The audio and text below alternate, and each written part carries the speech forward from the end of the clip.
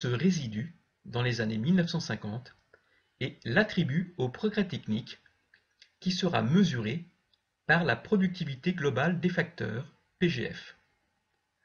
Ce résidu concentre tous les éléments qui vont concourir à la croissance et qui ne sont pas liés à l'augmentation du travail et du capital.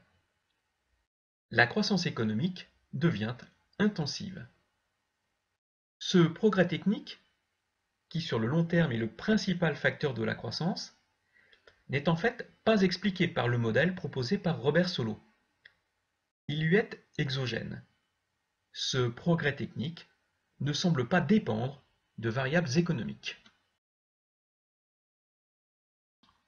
Cette considération sera remise en cause dans les années 1980 par des économistes américains comme Paul Romer, Robert Lucas ou Robert Barrow.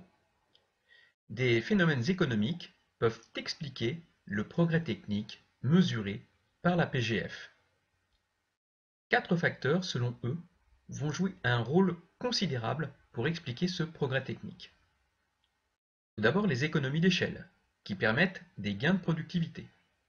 Les coûts fixes sont amortis sur une production plus importante. Il y a donc baisse du coût de production unitaire. L'intervention de l'État ensuite, qui par ses investissements génère des externalités positives. Éducation, recherche fondamentale, infrastructures, subventions notamment. Ensuite, les investissements en recherche-développement stimulent l'innovation. Enfin, les investissements en capital humain permettent également d'améliorer la productivité du travail.